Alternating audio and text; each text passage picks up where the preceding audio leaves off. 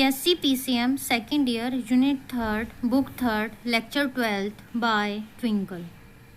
Hello student, last video में हमने local field के बारे में पढ़ा था कि लोकल फील्ड के कैसे हम कैलकुलेट कर सकते हैं, कौन कौन सी फील्ड, जब डाइलेक्ट्रिक मीडियम होता है तो कौन कौन सी फील्ड होती है, E1 E2 E3 E4। तो अब यहाँ पे हम E4 फील्ड को कैलकुलेट करेंगे। तो जो E4 फील्ड है, लोकल फील्ड का जो डेरिवेशन निकल के आया था, local field is equals to E plus E4। तो यहाँ पे हम लोकल फील्ड को E प्लस E4 लिखते हैं। E फील्ड कौन सी थी हमारी, E1 प्लस E2, और E4 फील्ड को अब हम कैलकुलेट करेंगे। ठीक है, तो कैलकुलेट E4 फील्ड को कैलकुलेट करने के लिए हमने वो जो पॉइंट माना था और फिर स्फेरिकल कैविटी मानी थी कि उस पॉइंट के अराउंड हमारा कोई भी पॉइंट ऑब्जेक्ट होता है, उसके अराउंड हमारा एक स्फेयर हमने एज्यूम किया था जिसका रेडियस था हमारा स्मॉल r। तो ठीक है, तो ये जो हमारे डाइलेक्ट्रिक के वजह से जो हमारे चार्जेस डिस्ट्रीब्यूट हुए थे, इस साइड पे, इस सरफेस पे कौन से चार्जेस आए थे, पॉजिटिव चार्ज, और इस सरफेस पे कौन से चार्जेस आए थे, यहाँ पे नेगेटिव चार्जेस। तो अब क्या होगा, ये जो एंगल है डी जो थीटा एंगल है, क्योंकि हमने यहाँ पे एंगुलर सिमेट्री को एज्यूम किया था स्फेरिकल को, तो यहाँ पे थोड़ा सा हमारा एंगुलर वो लगेगा, डिस्टेंस लगेगा। तो यहाँ पे जो थीटा है, पी क्यू एक आर्क इसने सब्सटीट्यूट की, और डी थीटा इसने क्यू आर एक हमारी आर्क सब्सटीट्यूट करी। और आर क्या था, स्मॉल आर इसका रेडियस था, और ये डी क्या है, एक एलिमेंट्री एरिया यहाँ पे इसने एज्यूम किया कि एक एलिमेंट्री एरिया का हम अगर यहाँ पे इलेक्ट्रिक फील्ड कैलकुलेट करते, फिर टोटल उसका इंटीग्रेशन होकर कैलकुलेट हो जाएगी। The magnified view of sphere, ये जो स्फेयर है, जो पॉइंट ए है हमारा डाइलेक्ट्रिक के इनसाइड पे, जो E4 पे यहाँ पे हमारी यहाँ पे E4 इलेक्ट्रिक फील्ड थी, उसकी वजह से जो मैग्नीफाइड व्यू आया था वो कुछ इस तरीके का आया था। अब क्या करेंगे, जो हमने ये एलिमेंट्री एरिया हमने एज्यूम करा है, इसका एरिया हम कैलकुलेट करेंगे, एरिया ऑफ द एलिमेंट। तो A is equals to pi theta square, क्योंकि यहाँ पे एंगुलर सिमेट्री हम एज्यूम कर रहे हैं, तो पाई थीटा स्क्वायर। अगर हम इसका डिफरेंशिएशन करेंगे डीए, तो क्या होगा, क्योंकि थीटा के रेस्पेक्ट में हो रहा है, क्योंकि जो भी हम, क्योंकि यहाँ पे जो एंगल है, ये जो एंगल सब्सटीट्यूएंट हो रहा है, ये जो हमारे चार्जेस डिस्ट्रीब्यूट हो रहे हैं, ऐसे थीटा के अकॉर्डिंग ऐसे डिस्ट्रीब्यूट हो रहे हैं। तो यहाँ पे मूवमेंट जो हो रहा है, जो हमारा चेंजिंग आ रहा है, वो किस में आ रहे हैं, हमारे थीटा में आ रहे हैं। तो हमारा जो चेंज इन एरिया होगा, डीए होगा, वो क्या होगा, 2 पाई क्यू डी थीटा। तो 2 पाई, अब ये थीटा को हम कैसे लिख सकते हैं, आर्क से पी क्यू, और डी थीटा को कौन से आर्क से लिख सकते हैं, क्यू आर से। तो देखिए, अब यहाँ पे अगर हम यहाँ पे ट्राइंगल लें ए पी क्यू, अगर हमने यहाँ पे ट्राइंगल लिया और यहाँ पे साइन थीटा, अगर यहाँ पे एंगल हम कैलकुलेट करना चाह रहे हैं, तो साइन थीटा क्या होगा, यहाँ पे पी क्यू अपॉन ए क्यू कितना था हमारा, आर रेडियस, क्योंकि ये आर्क हमारा ये रेडियस सब स्टैंड कर रहा है, तो पी क्यू अपॉन आर। तो यहाँ से हमारी पी क्यू की वैल्यू क्या आई, आर साइन थीटा। सिमिलरली अगर यहाँ पे हम ए क्यू आर एंगल ट्राइंगल ले, ए क्यू आर वाला, तो ए क्यू आर वाला कौन सा हो गया, ए क्यू आर, ये वाला एंगल होगा। और यहाँ पे अगर साइन डी थीटा, क्योंकि यहाँ पे एंगल क्या सब्सटेंट है, यहाँ पे डी थीटा, अगर यहाँ पे साइन डी थीटा हम कैलकुलेट करें तो क्यू आर अपॉन आर, तो यहाँ पे क्या आएगा, क्यू आर अपॉन आर।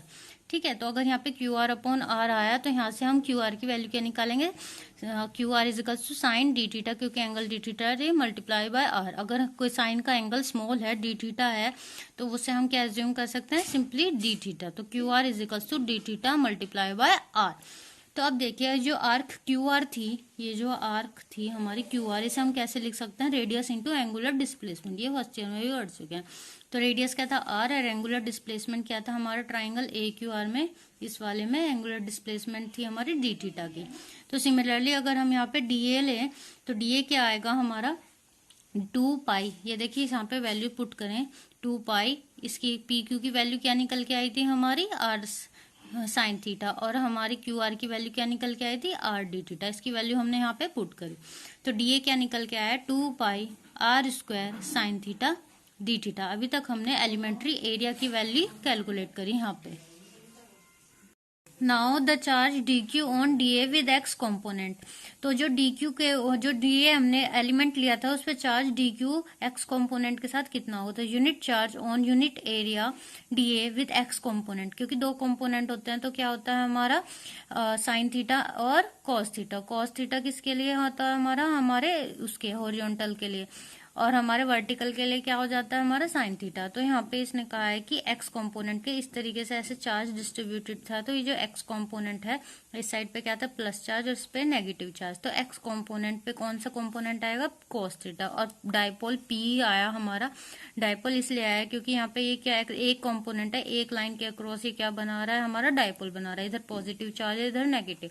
तो क्या आएगा पी कॉस थीटा, और किसका कंपोनेंट है हमारा एरिया का, तो D Q is equals to P cos theta multiply by D A. तो ये जो चार्ज है कि इतना चार्ज डेवलप्ड हुआ डी क्यू एक हमारे एलिमेंट्री एरिया पे।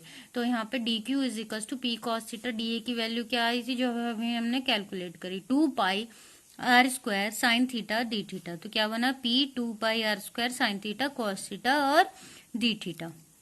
Now field due to charge d Q is denoted by DE4। तो जो चार्ज डी क्यू है इसकी वजह से जो इलेक्ट्रिक फील्ड डेवलप होगी उसने हमने ले लिया DE4 at A in the direction of theta, theta is equals to 0। मतलब कि अगर हमने इस डायरेक्शन में अगर इलेक्ट्रिक फील्ड ले लिया उस चार्ज एलिमेंट पे डीए पे, तो इलेक्ट्रिक फील्ड की वैल्यू क्या होती है के क्यू बाय आर स्क्वायर। और कौन से डायरेक्शन में लेना है हमें एक्स एक्सिस में, तो हमारा DE4 क्या बना D Q 1/4 pi epsilon not, ये किसकी वैल्यू है के की वैल्यू है अपॉन आर स्क्वायर, और cos थीटा इसलिए क्योंकि हमने एक्स एक्सिस में लिया है।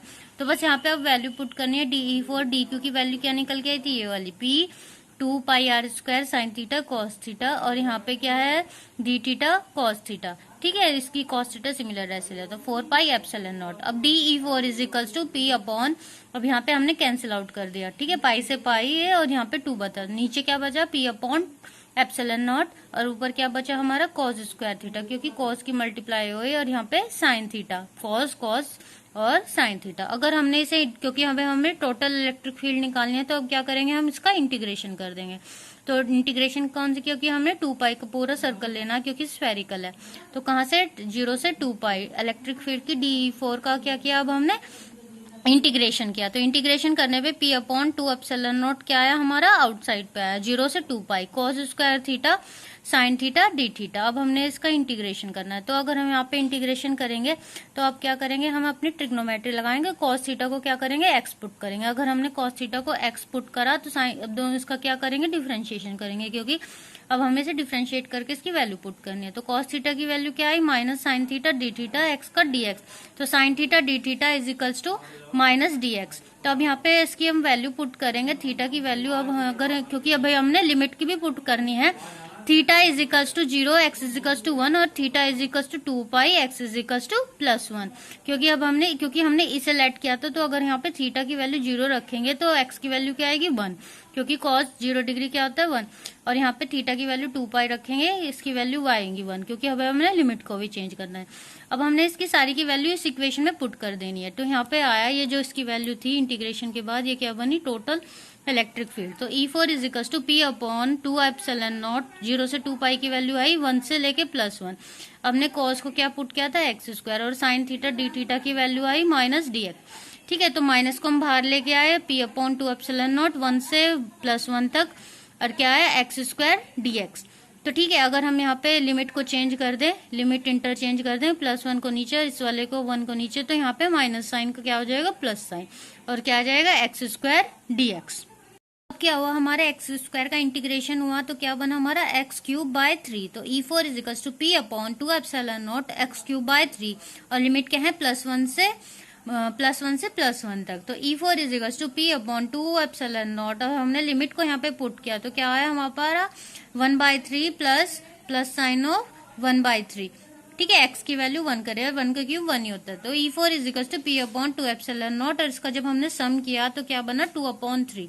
तो E4 is equal to P upon 3 epsilon naught. तो जो हमारी लोकल फील्ड है उसकी वैल्यू क्या थी E प्लस जो हमारी E4 की वैल्यू कैलकुलेट हो गई। तो जो लोकल फील्ड की वैल्यू फाइनल निकल के आई वो थी हमारी local field is equal to जो फील्ड थी जो हमारी मेन डायइलेक्ट्रिक पे थी +3 epsilon naught, also known as Lorentz internal field. और यही फील्ड हमारी लोरेंज इंटरनल फील्ड है और लोकल फील्ड भी कहलाती है।